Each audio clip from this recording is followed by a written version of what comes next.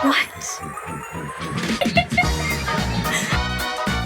I have seen some really great gynecology TikToks lately, and these are not them. Today we are once again dipping our toes into vagina talk, which has sadly had its pH disrupted by some serious misinformation. If you're new and you'd like to subscribe, we'd love to have you hit that subscribe button, turn on notifications so you never miss an upload. Let's jump into the video. This is from the Idaho legislature. They start talking about colonoscopies, and things just go downhill from there. I swear we did not edit this. This really happened today, because this is what today is like in the news. If the news has to preface a segment with, "This is the legislature and I swear it's not edited," you know it's going to be good. You mentioned the risk of colonoscopy. Can that be done by drugs? Mr. Chairman, Representative Barbieri, it can not be done by drugs. It can, however, be done remotely, where you swallow a pill, and this pill has a little camera, and it makes its way through your intestines, and those images are uploaded to a doctor who's often thousands of miles away, who then interprets that. Actually, very cool technology. Follow up, Mr. Chairman. Can this same procedure then be done in a pregnancy? Swallowing a camera and helping the doctor determine what the situation is with the... Mr. Chairman and Representative, it cannot be done in pregnancy simply because when you swallow a pill, it would not end up in the vagina. Fascinating. I can't, surely. Sometimes reality is scarier than the movies. What? My 6-year-old knows more about where a fetus gestates than that person who is on the state legislature. What is happening? What?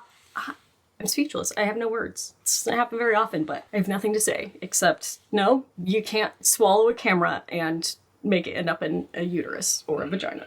And I love how he ended with, "That's fascinating." Something crazy that we were never taught as women is that the egg that we get pregnant with is actually chosen 3 months before we get pregnant.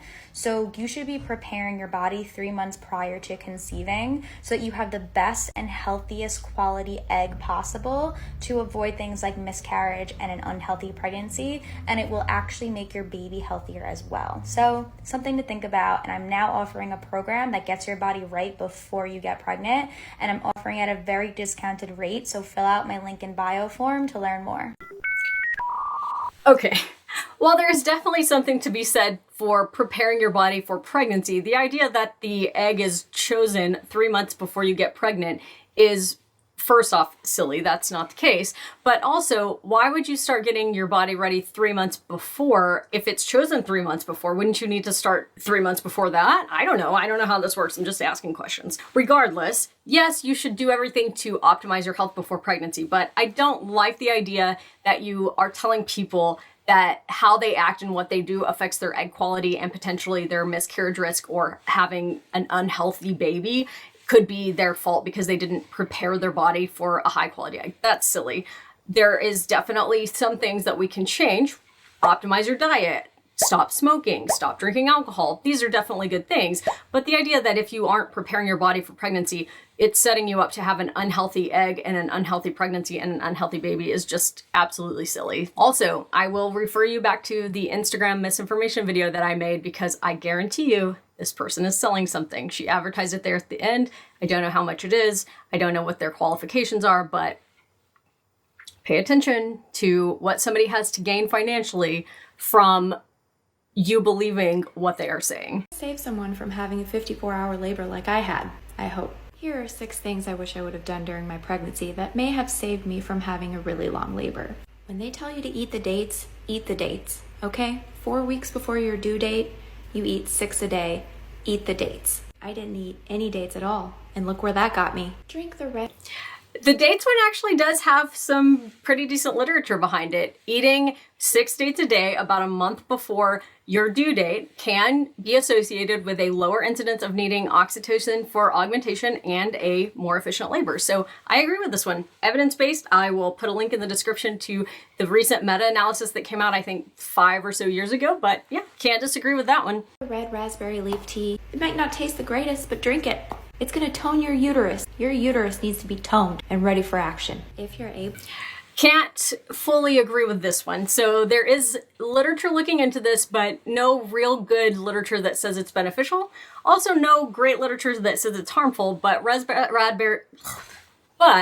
raspberry leaf tea does have the potential to interact with other medications, and given the lack of proven benefit and the potential for harm or interactions with other medications that you might be taking, I would just recommend against this one. We don't really have any reason to think it's actually going to help, and it could hurt. Able to be active. Don't just sit on the couch for 9 months like I did. Do Absolutely agree. Maybe some of these aren't as bad as I thought. prenatal yoga. It's gonna help you be limber. It's gonna help you be strong, because labor is like a marathon. It is hard work, and you want your body to be physically ready for it. Take a birth.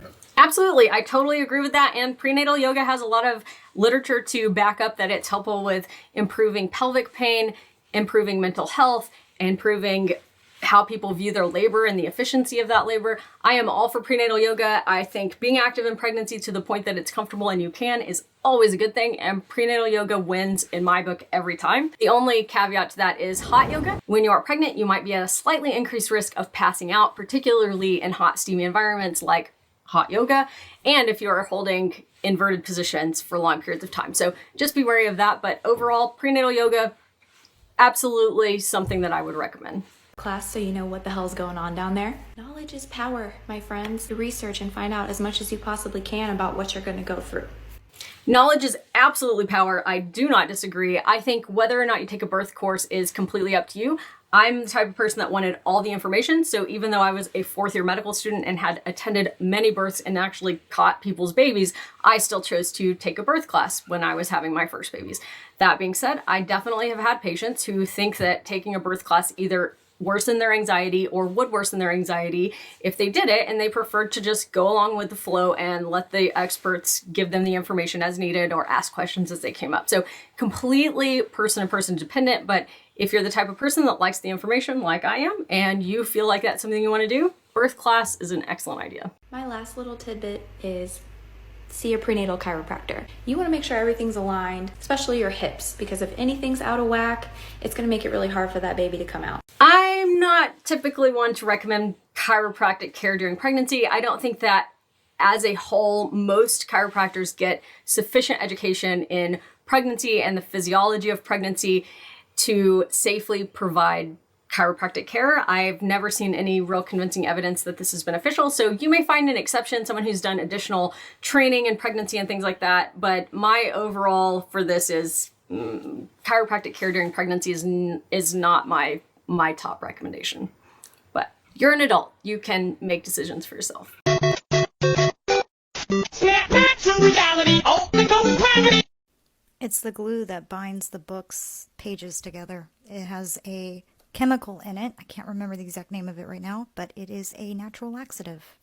Admittedly, I had to look this one up, but there is a described phenomenon where people go into a library or a bookstore and suddenly have the urge to have a bowel movement. As I was doing a little bit of cursory research, I saw it called book bowels, but also Mariko Aoki syndrome, based on the person who first described the phenomenon in the 80s in Japan. It has a really interesting Wikipedia page if you want to go read through it, but the long and short of it is there is a described phenomenon. We have absolutely found sufficient evidence to say that people do experience this, but there is definitely not a medical or scientific explanation as of yet. And the book glue idea was just an idea and has really no scientific basis that said it's true. So it probably happens. We don't know why. The relationship to contractions, I mean, the physiology of having your bowels move and uterine activity are closely related, both in proximity to each other, but also in the hormones that work on those types of muscles. So I could definitely see it being related, but not something I could find described or something I've ever heard. So interesting, probably not caused by the book glue, but a good read on Wikipedia if you have a couple minutes to go peruse. I already can tell this is gonna be one of those. I don't even want to watch this.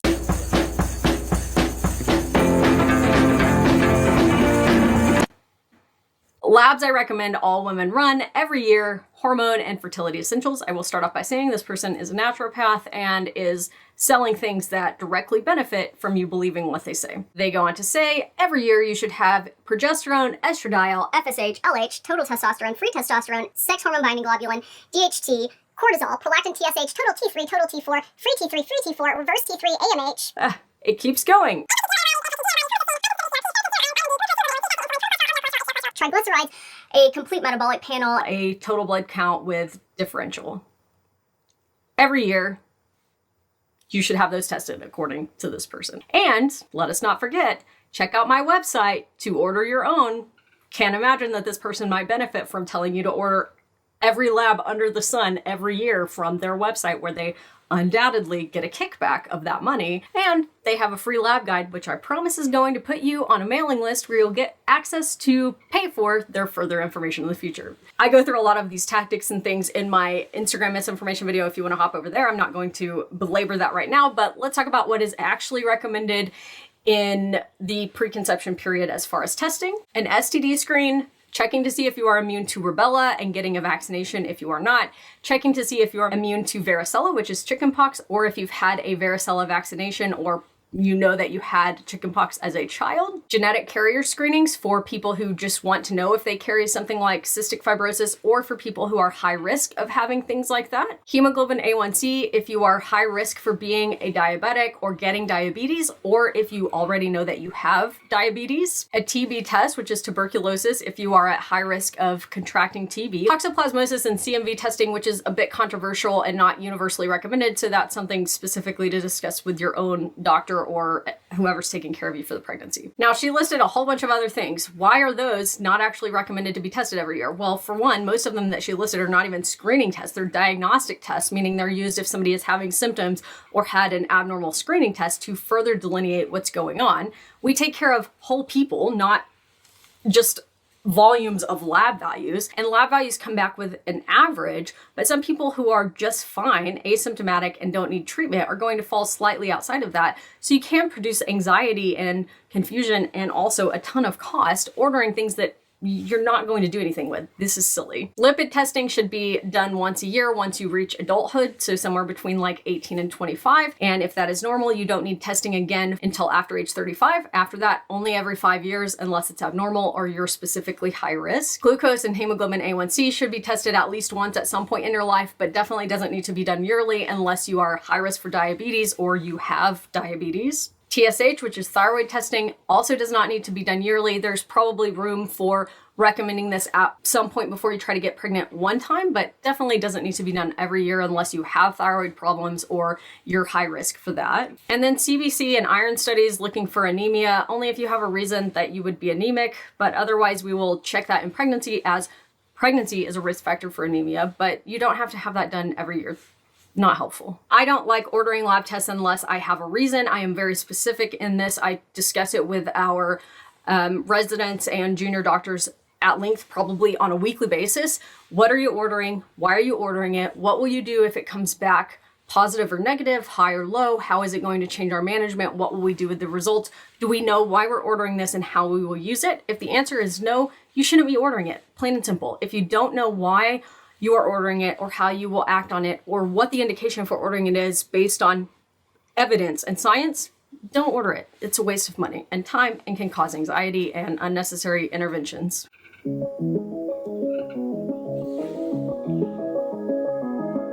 This is a bit hard to read. It's blurry, but it says, thinking about the women who choose the copper IUD instead of hormonal birth control, thinking it won't impact their hormones without understanding that inorganic copper within the body can cause copper toxicity, which has been known to cause major hormonal consequences.